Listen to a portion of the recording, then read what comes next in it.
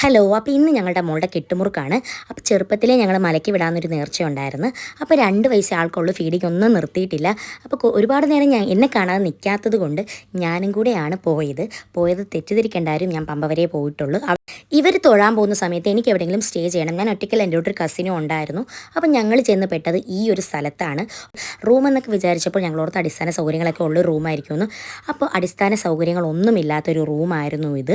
അപ്പോൾ നിങ്ങൾ വിചാരിക്കും സുഖവാസത്തിന് പോയതല്ലല്ലോ. അതേ, സുഖവാസത്തിനൊന്നും പോയതല്ല. പക്ഷേ ഇത് 1200 രൂപയാണ് ഈ ഒരു റൂമിന് ഞങ്ങളുടെ നിന്ന് മേടിച്ചത്. അടിസ്ഥാന സൗകര്യങ്ങളൊന്നുമില്ല. ഫാനുണ്ട്, ലൈറ്റുണ്ട്, മൊബൈൽ ചാർജ് ചെയ്യാനുള്ള സൗകര്യങ്ങളുണ്ട്, അത്യാവശ്യം കിടക്കാനൊരു പായുണ്ട്. ടോയ്ലറ്റ് സൗകര്യം പോലും അവിടെ ഇല്ല. അതിനൊക്കെ വേറൊരു സ്ഥലമാണ് നമുക്ക് വരേണ്ടത്.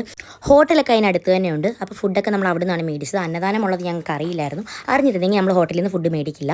കുഴപ്പമില്ലായിരുന്നു. അത്യാവശ്യം ടേസ്റ്റുള്ള ഭക്ഷണം തന്നെയാണ് നമുക്ക് കിട്ടിയത്. എൻ്റെ ഒരു അഭിപ്രായത്തിൽ അവിടെ ചെന്ന് ആരും റൂം എടുക്കേണ്ട ആവശ്യമൊന്നുമില്ല. ഗണപതി അമ്പലത്തിനടുത്ത് സ്ത്രീകൾക്ക് താമസിക്കാനുള്ള സൗകര്യങ്ങൾ ഉണ്ടെന്നാണ് അറിഞ്ഞത്.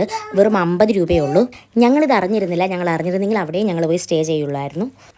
നമ്മളൊരു വീഡിയോ കണ്ടായിരുന്നു, പമ്പയിലേക്ക് ഒരു ഹോട്ടലിൽ നിന്ന് അഴുക്ക് വെള്ളം പുറത്തോട്ട് വരുന്നത്. പക്ഷേ ഇപ്പോൾ അങ്ങനത്തെ പ്രശ്നങ്ങളൊന്നും അവിടെ ഇല്ല. കരിമല കയറ്റം കഠിനമാണെന്ന് കേട്ടിട്ടുണ്ട്. പക്ഷേ ഇത്രയും കഠിനമാവുമോ നമ്മൾ ഒരിക്കലും പ്രതീക്ഷ കാണത്തില്ല.